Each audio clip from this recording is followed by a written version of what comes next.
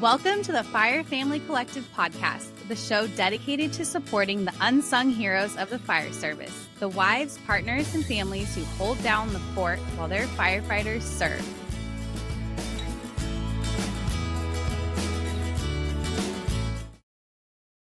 Hello, Fire Family Collective. This is Heather. Today on the podcast, we are going to have a licensed marriage and family therapist with us, and we are going to talk about some deep conversations about topics that are maybe not talked about that much, but are pretty deep and are very common in this line of work. So, Rebecca, could you introduce yourself? Sure. Hi, everyone. My name is Rebecca Graves, and I am a licensed marriage and family therapist in Carlsbad, California. And I have been in practice about 10 years, and I have been with or married to a firefighter for just over 10 years. And we've kind of done our careers together as far as building them. So I have from the ground up, and my husband's now an engineer. Um, yes, I love my job. I love teaching and helping people understand. And I think that one of the biggest things missing from our world is the ability to talk about the hard things. And so I want to offer that space today to talk about the hard things, but also encourage wives or partners out there to reach out and find the ways to talk about hard things in this line of work. Thank you so much for being here and being open to sharing this and sharing your knowledge to help other firewives and fire families. Because I think there's a big wall in this world where we don't really want to open up and talk about or have these conversations. So here Mhm. is a space where people can feel acknowledged and not alone with Yeah. these deeper things. Let's start off with something light. What is the most firewife thing you've caught yourself doing? Oh, okay. Light. So something light. Let's see. The most fire wife thing I've caught myself doing. Probably. Well, Well, I tend to get overwhelmed on weekends that my husband's away. I have an 8 and a 5-year-old, almost 4 and a half, 5-year-old.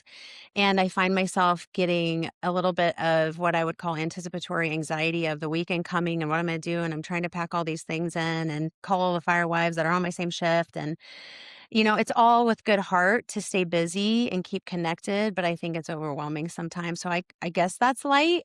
it's like Um, the Sunday scaries, but instead it's the weekend scaries. It yes, feels like. yes, yes. Memorial Day is coming up, and I'm already thinking about Monday, and it's only Friday.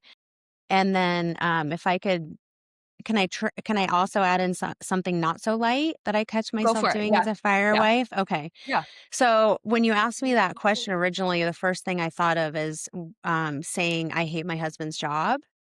Yeah. And I think that that's a very authentic, real feeling. And as I even sometimes scroll through the Southern California Facebook page, Yeah. I see that often. Yeah. And so for me, eh, not only saying it and holding it within and the thought that I hate his job, I had to really start to change the narrative to I hate parts of his job. This is the part Yeah. I hate or makes me uncomfortable. But stopping saying it, and I even had an agreement with my husband years ago where I said, I will stop saying to you, I hate your job because I don't. I It's just a hate, it's instead of like having a whole umbrella of the job, it's identifying yeah, like those direct parts of the job that yeah. are extremely difficult. And I found that when I was vulnerable with a couple firewives I trusted, they said the same thing. They're like, "Oh man, if you knew how many times I said to my husband how much I hated his job." And so her and Yeah. I made an agreement that every day we would text each other one thing we were grateful for in Oh, regards to that's their so good. job. Yeah, and to My turn it therapist, from that negative that's so easy and so easy for us as humans to see and to kind of find yeah. those little sparks of joy in the positive parts. Yeah. My therapist is really big on teaching me that no wife really loves her husband's job despite what it is. And that it's easy for our brain, which once latched on to something, we'll just find more evidence to prove that thing. So there's that part of our brain that's going, "Oh, you said you hated the job. Let me show you all the reasons why you hate it." And Yeah, yeah, so if you can wire that to be looking for the parts you love or to find support in the moments that you're hating. I know hate is a really big word, but I think it gets the point across. Yeah. So I'm gonna go through some questions that maybe Cool. are positive ways to help firewives, fire families as a whole. So for like as far as communication, what would healthy communication look like in this life of firefighter, firewife when they're on shift? And maybe what kind of communication should firewives as couples stop doing that is not the best to support them? I smile and I laugh because if my husband was to watch this, he's going to be like, well, you don't do that all the You should time. follow your own You know? advice. Yeah, exactly. But And I always tell I'm people, sure you probably go back and reflect and are humble enough to be like, "You know what?" Because none of us are perfect. You as a mhm, therapist, no one in this world is perfect. We all are gonna make yeah, mistakes. yep. Ideally, what would be good, though? Yeah. No, I love this question because I even teach people in my practice. Like oftentimes I'm trying to practice what I preach, and therapists are the worst clients. It's like we are the hardest. If you ever want to have a hard job, try to be a therapist to a therapist.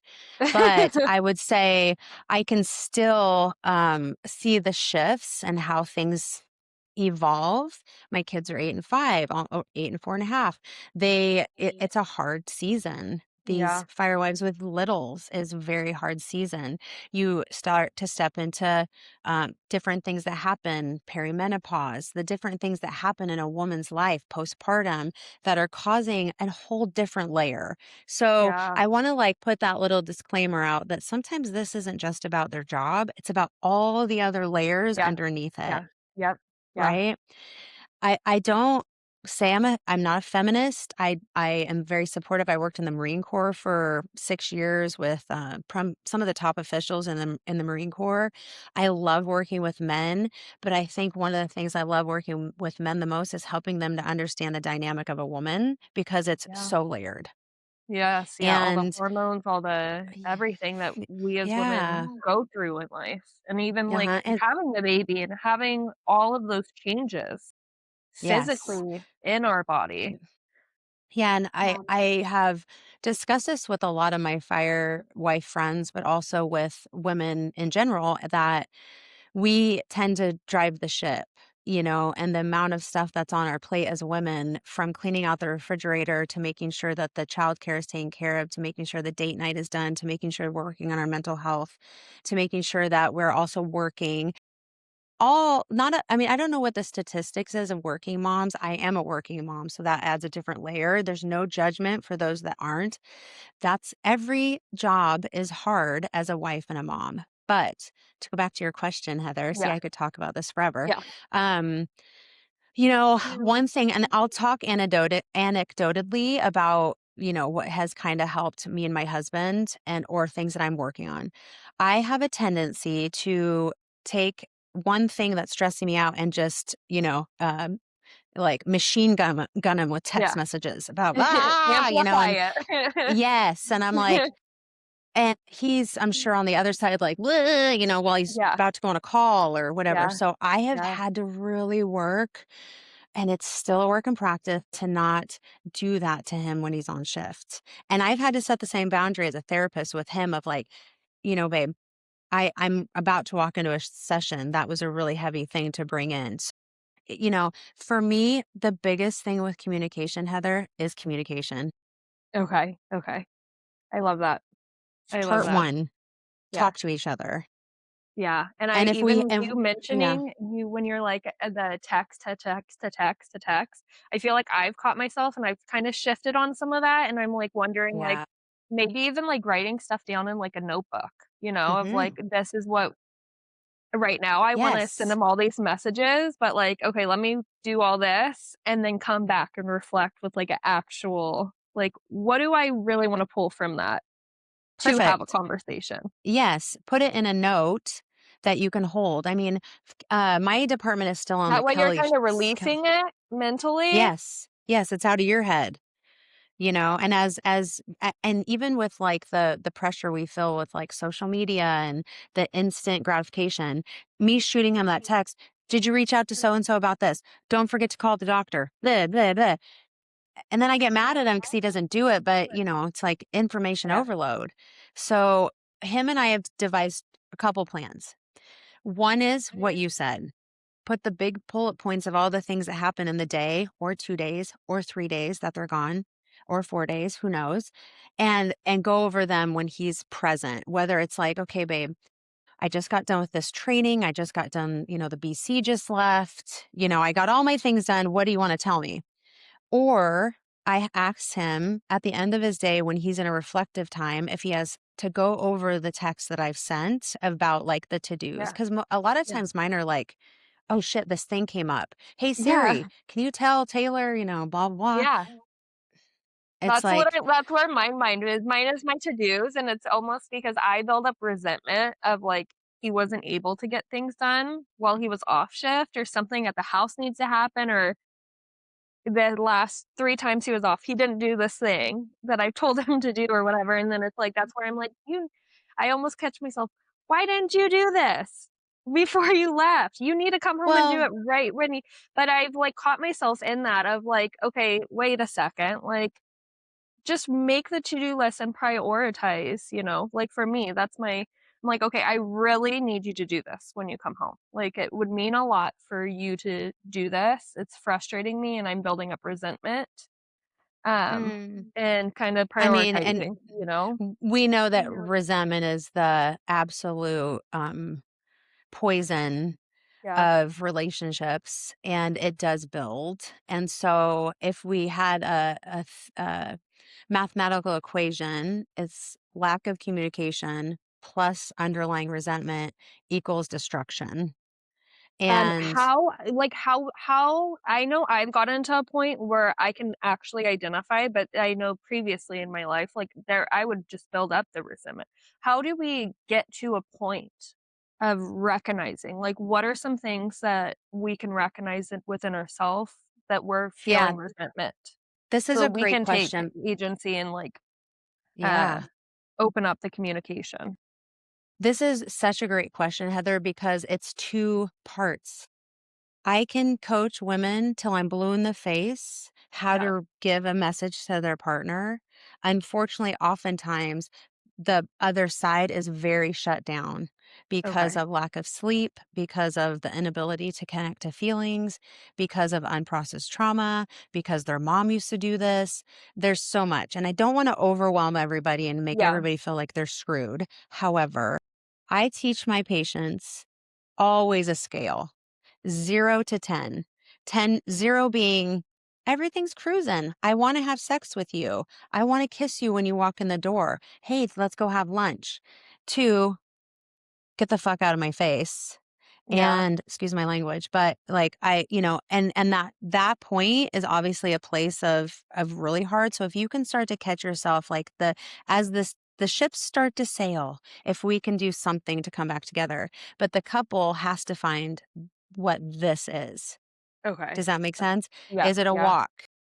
Is it a lunch? Is it having sex? Is it, for men want to have sex to connect. Women want to connect before we have sex. So it's like, Yeah. you know, Yeah. It doesn't so if you don't have that connection, we're not, yeah, we don't yeah. want that. So Yeah.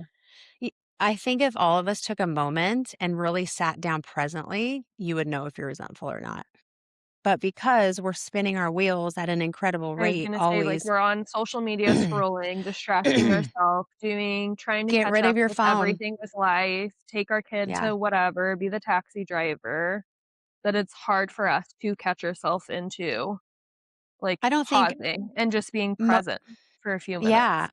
Yeah, most of the women I know, I've noticed a big, big shift in the last couple years and, let's blame COVID because we can blame COVID on most things, but I've noticed that women have really walled off their emotions. That Yeah. we used to be these nurturing he- um species that could emote, that could be vulnerable. And I've noticed that and I'm not only speaking for Fire World, but even like the people I surround Yeah, myself at my community general level. general, yeah. Yeah, it's like women are more proud of being angry and may I say stone cold Yeah. then they do pride themselves in connection. And so if our ultimate goal is to connect as humans, we've lost a bit of that. So definitely finding one, And that's two, not three to like, we're people. not blaming the individuals in this. It's just kind of how No. society is right now, right? Yes. How do you have time to cry? How do you have time to commiserate when you Well, and then have it's no? also even going back to that social media. It's like we're seeing everyone's perfect, the highlight reel of everyone. And it's like, Yes. as you maybe something tough is happening in your life, and you're like, wait a Yeah. second, like I don't even want to address these emotions. I'm just gonna almost like keep digging deeper. Yep. And who, again, if I pan back, remember I'm a therapist, so I have this therapist hat on. Most these people that or women, since we're talking about it, that are walled off, and even men, have a story from their childhood Yeah. of not being safe to speak, not being safe to cry, feeling like if I showed my emotions, I got hurt. And so Yeah. all of that blends into this perfect pot. Oh, and I haven't seen my husband in 2 days. And, it's like, well, I want to talk about all this stuff, but I haven't seen him and I want to keep it light. It's finding a balance. It's absolutely finding a balance. And it could be, okay, let's get back to basics, Heather. Okay. No, we're You good. walk in Yeah, the I'm like, door. that irony though in all of this is like my little notes of like things I want to talk to you. I'm like, you're touching on that one. You're touching on that one. We're like Good. going through all Yeah. of them. So I love this. Okay. Okay. Basics. This is what I teach so many couples. First thing, do you walk in the door and first kiss your wife? Okay. Or do you walk in the door and kiss your dog and then kiss your kids and then go to the bathroom? Yeah. First thing we do as a couple is kiss your partner. First thing Okay. you do. And the last thing you do before you leave is kiss your partner, right? Okay. That's an Okay. So easy, that's like simple thing that you can to start and that doing. kind of like just establishes that that's like Uh-huh. something important, and then that connection is there and will be there. You matter to me. Yeah. I see you. And I know one thing that my And it's husband just and a I struggled, simple way that maybe we overlook. and it's a modeling to our children.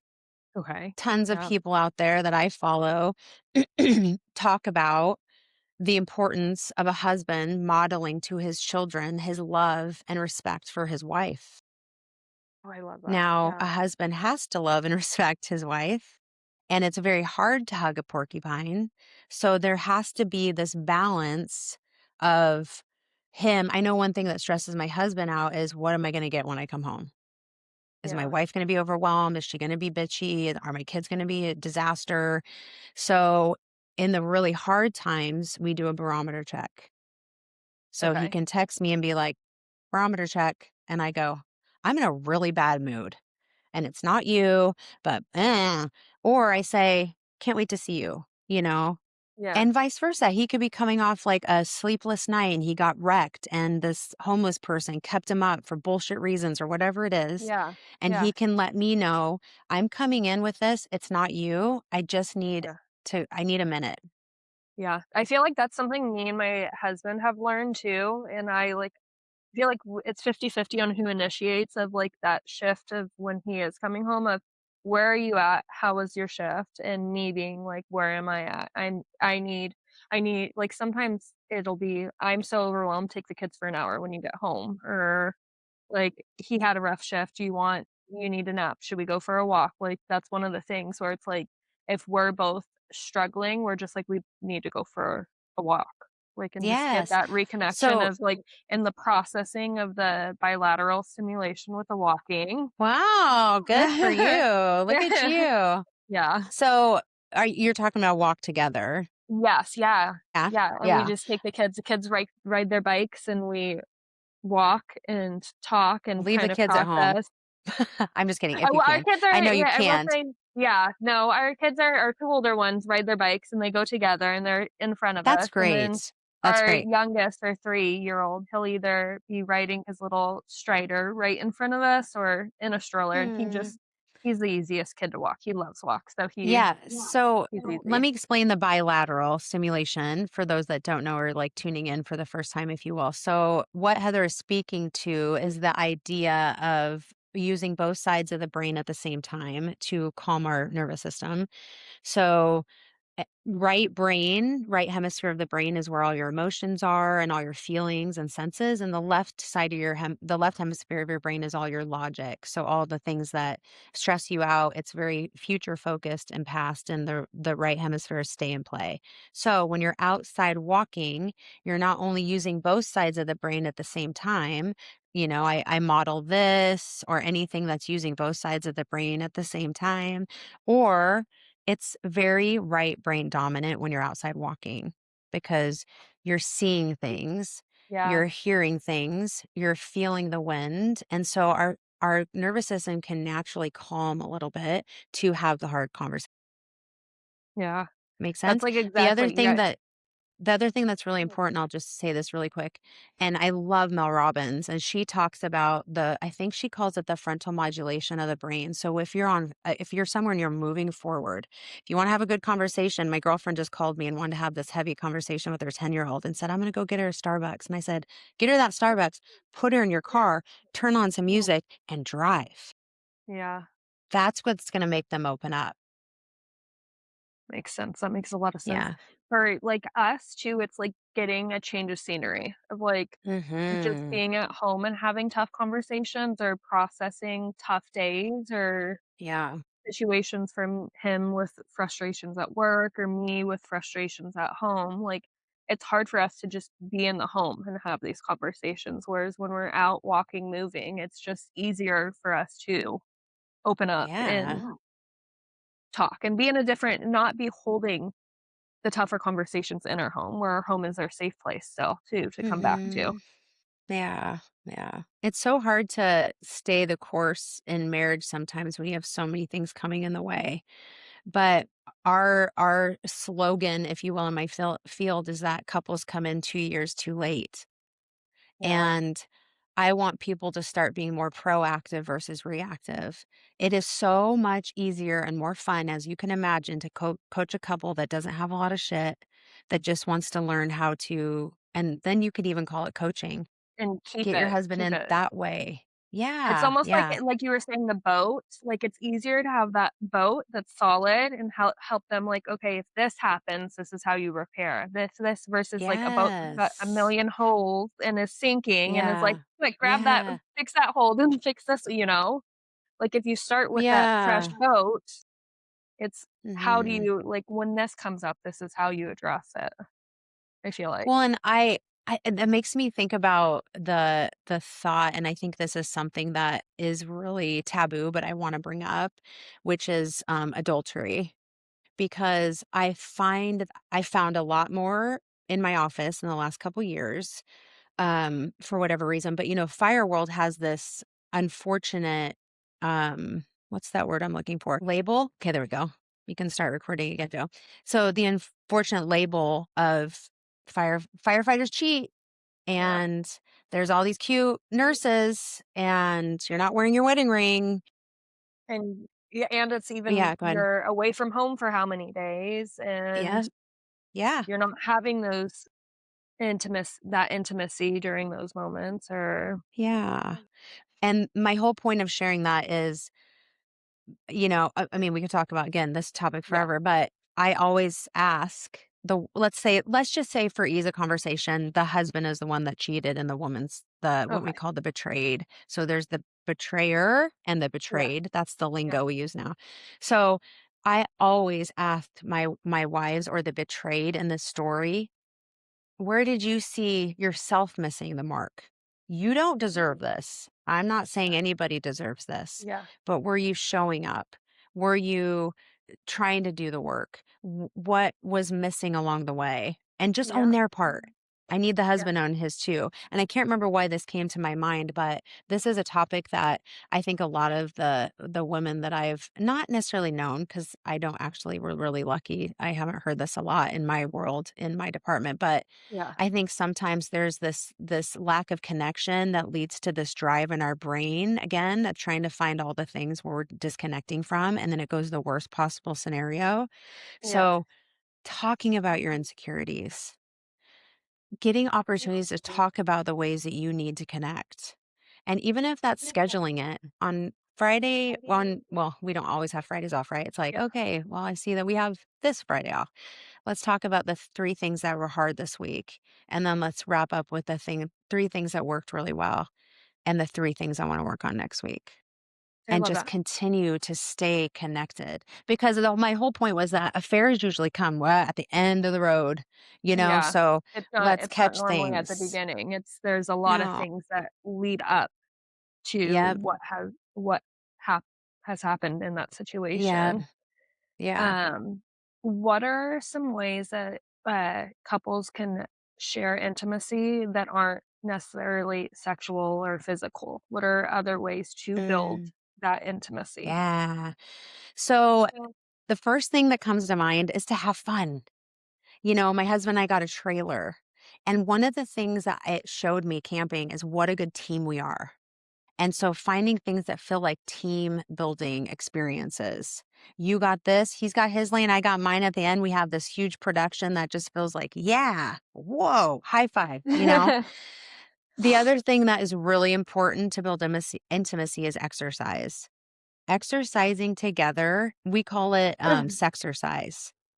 Have you ever heard of the term sexercise? No, no. Yeah. So it's like you're building your endorphins, you're high fiving each other, you're working out, you're proud of each other. And that can Yeah, lead to obviously too. sex, but Yeah, it can also lead to that building of and it gives intimacy. your does it give your body a similar, like, almost release? Hmm. Because you're Yeah. I physically mean, moving, you're lifting the heavy weights, the hormones that are pumping through your body, is it kinda similar? yeah, it is similar because it's also the addition of the pride you feel or you see your husband proud of you. You see him being like, yeah, anything like that is going to make you feel excited, right? Yeah, It's yeah, gonna make you feel connected, and, yeah, so I think that's one another really important way to build intimacy is that was the question, right? yeah, How do you yeah. build intimacy outside of sex? I would say, whew, and this is a hard one, but being vulnerable. Brene Brown talks a lot about being vulnerable and the gifts that come in it. But most the women I see are like, I don't got time to be vulnerable, and he's never here to see it. So they cry alone. Yeah, They, they're in survival mode all the time. So I would say really getting down to these beautiful basics of getting to know each other again. I love that, I love how you're saying that too, like, I feel like that's so important is just getting the idea of getting back to the basics. I feel like we can The get so, kissing. like, going down our paths of life, and there's so much coming at us, and coming at us differently, and coming at us whether it's a woman hormonally or with the kids, with working if you're a working mom, like, there's so much, and it's so important to just kinda get that reconnection. The other thing that I'm gonna throw out that's so old, but so good is the 5 love languages. Yeah. You know, every couple in my office, I talk about that. And do the little quiz, Google the little quiz, see if it fits for you, and then helping your partner. So when your husband comes in the door and he smacks your ass and your love language is words of encouragement, that does nothing for you. It probably irritates you Yeah. versus, oh, babe, thank you for doing all the things you did while I was gone, or Yeah. vice versa. If you're not spending Yeah. 15, 30 minutes of quality time with your husband that's been gone, but you're picking up his laundry and doing all these things, you're not finding what works. So find what Yeah. works for you.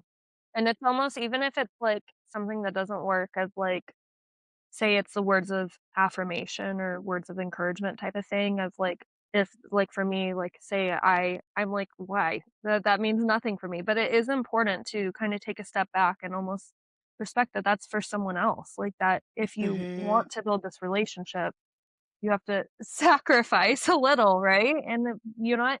Maybe the words of encouragement don't work for me, but I know it's gonna help him. Like, I can say a couple nice things because Yeah, I I mean, care about come this on. relationship, you know? Like, Yeah, the masculine, like they want to know they're doing a good job.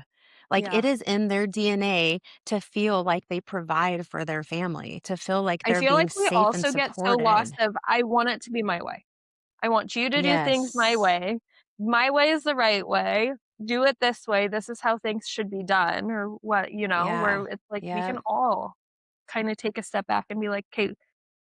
we are both separate humans, but, like, this relationship as a whole connected is this is how like, these are things that need to happen for the relationship. Absolutely. And we'll probably have to have another segment, but Yeah, I for know, I'm like, I me, feel like we could do probably a bunch. We could do a couple, like, yeah, quarterly or yeah, something I'm to go down. deeper I'm into down. different topics. Absolutely. And maybe people that are listening, if there's something that really resonated, like Yeah, shoot off an email or Facebook yeah, or whatever let to us Heather know. and ask me more questions. But I really think the idea of the ship or the suitcase or whatever it is can be very helpful. And what I mean is when you're asking your husband to get this thing done and he doesn't do it, it's just adding to this load that is getting bigger and bigger and bigger. And so if you can find a way, Heather, to go, okay, babe, these are on my A list, these are on my B list. Do you give me Yeah. permission to write them on the whiteboard?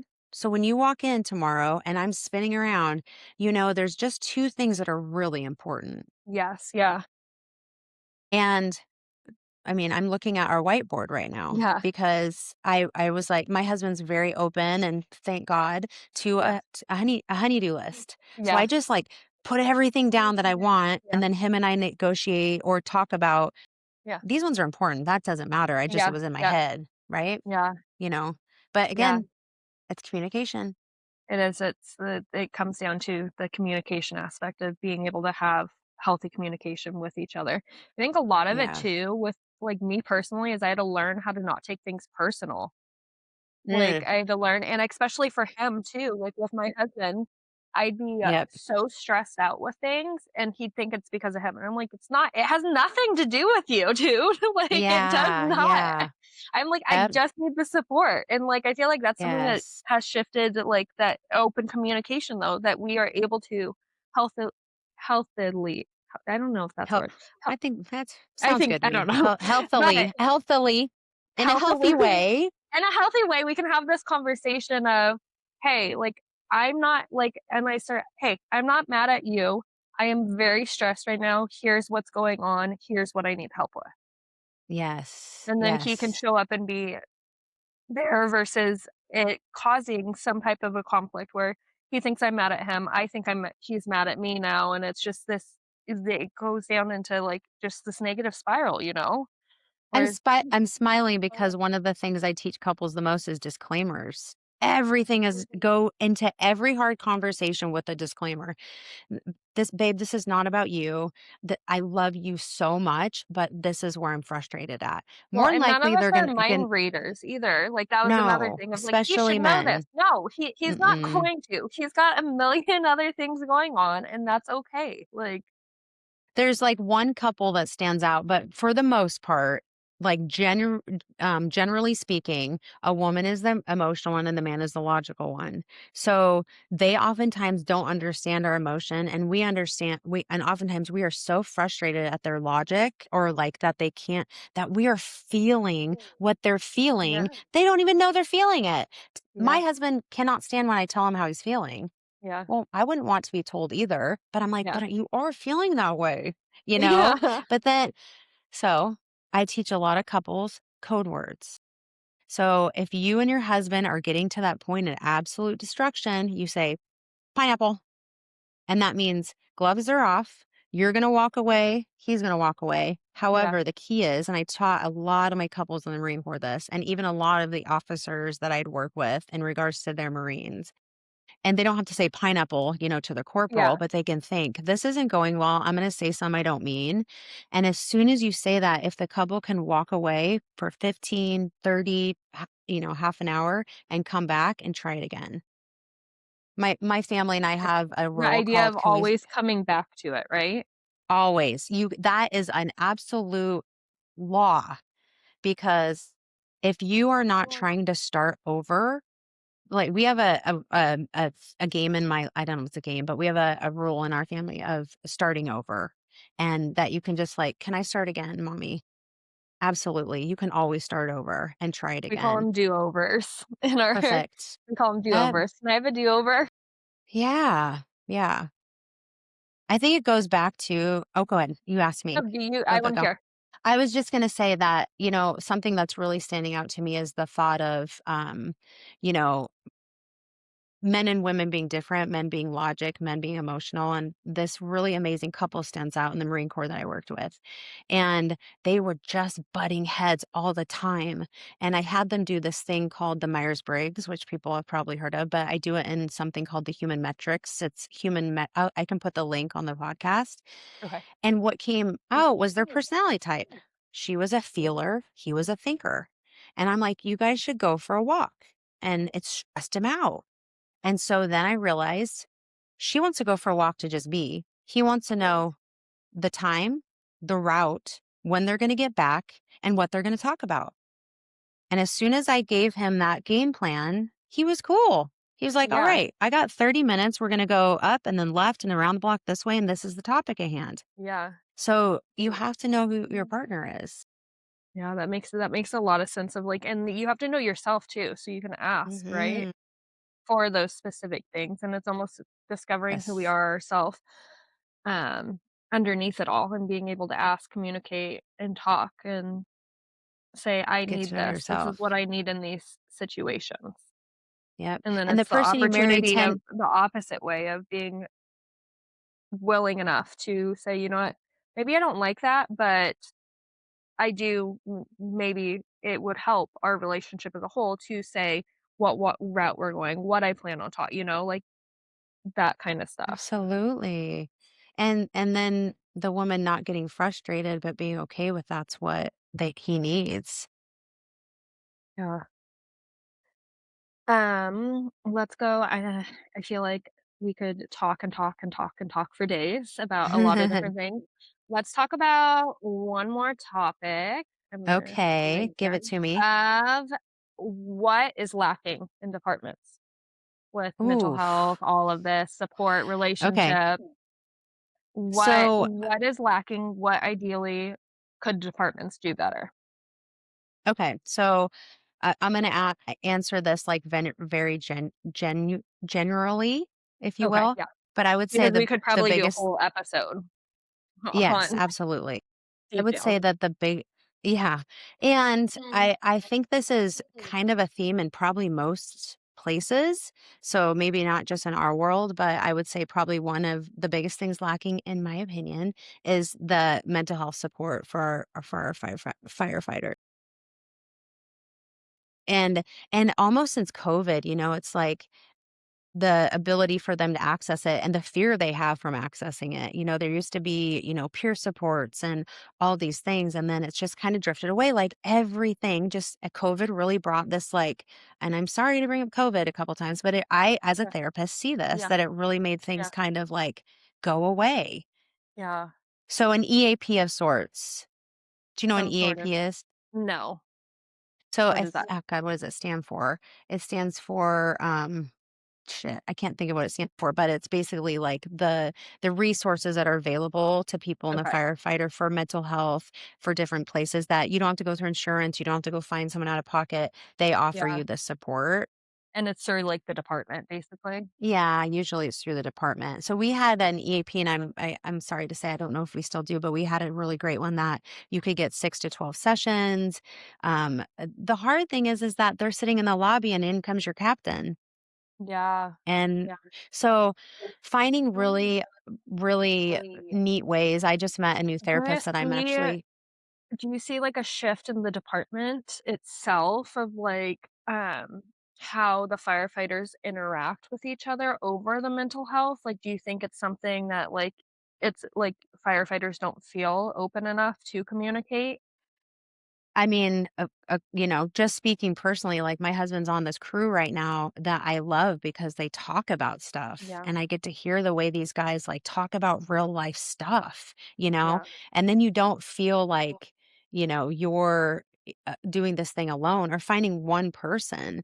But as a mental health professional, if we can give our guys these resources to know they have somewhere to go after they saw the little kid die, after they saw the woman, yeah, have a heart attack, anything that we can do to support them and I know that they do like a debrief after and stuff like that, but Yeah. mental health support. The other thing that's really important that I think has been lost in the shuffle since COVID is community. You know, finding things and I'm just as responsible. I haven't like put myself out there to the people in my group and been like, "Hey, do you guys want to get together and do yoga again?" We used to do Yeah. like uh, yoga and, Yeah. all these things together and Yeah. it's we've Do lost you it. We've think like lost the importance of when I think about it, like I'm like I'm on social media, but I'm also anti-social media as much as I'm on it.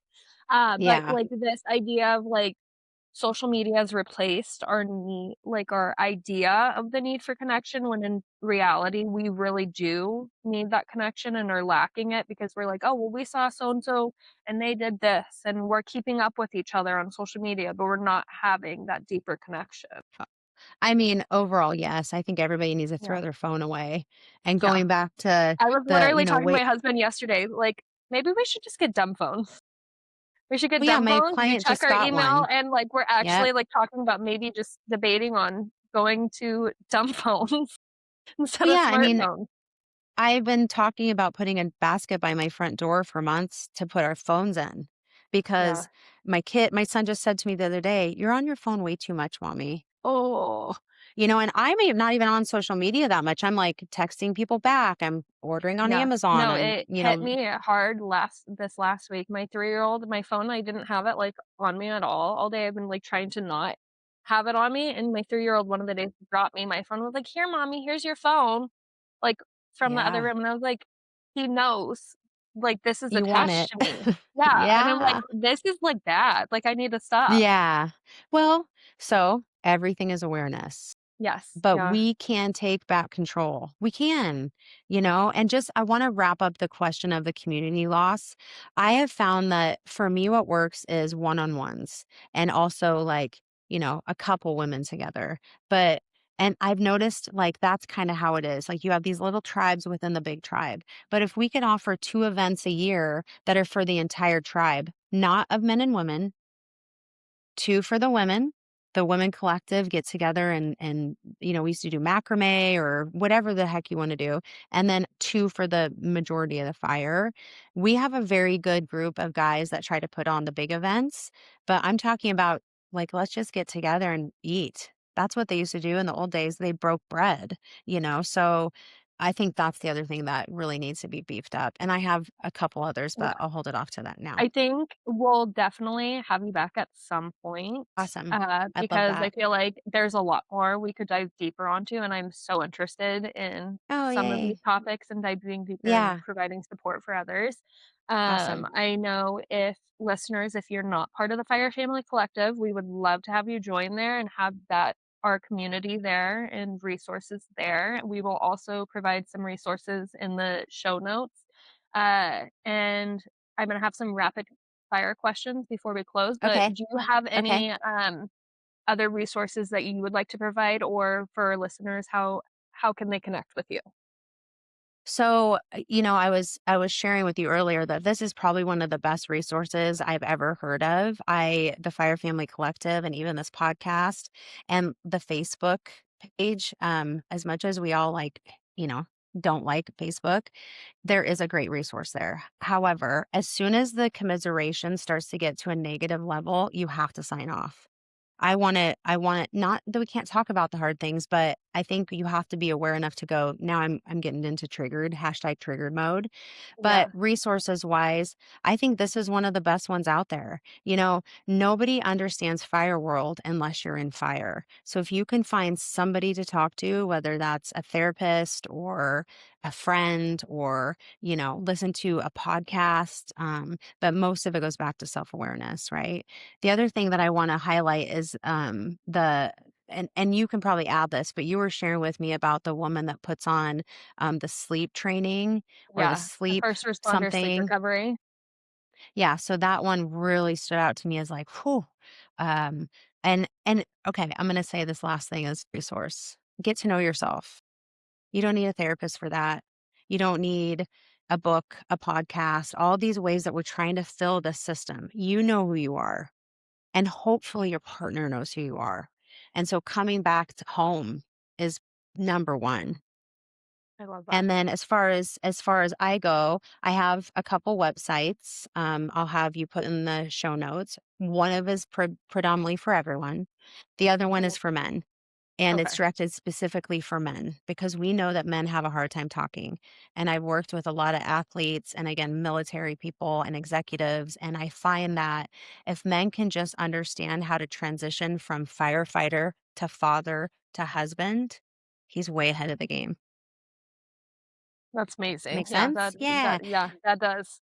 A and I don't know if this is the time, but something I love to do is speak and just teach. I taught at a community college for years. When I worked in the Marine Corps, I taught battalions of Marines how to de-stress. But whatever the topic is, I really love to come and just share easy, simple ways to just feel better. Great. That's amazing. Yeah. Yeah. We'll make sure to include all those in the show notes. And before we go, I'm Awesome. gonna shoot Okay, off some rapid fire drill me. closing questions. Okay. One relationship habit that everyone should start. I already said the kiss first thing and last thing before you go. And one, can you ask it one more time? One relationship habit everyone should start. Let's see here. I just want to say the like kiss first thing, kiss last thing. Your person is the only person that you kiss. I hope. So get we always kiss before we go to bed. We kiss first thing in the morning. We kiss before we leave, and we kiss when we come in the door. What is one relationship habit everyone should start? Sorry, one relationship habit everyone should stop. Mm, silent treatments. One thing every fire wife needs. To know they're not alone. One thing every firefighter needs.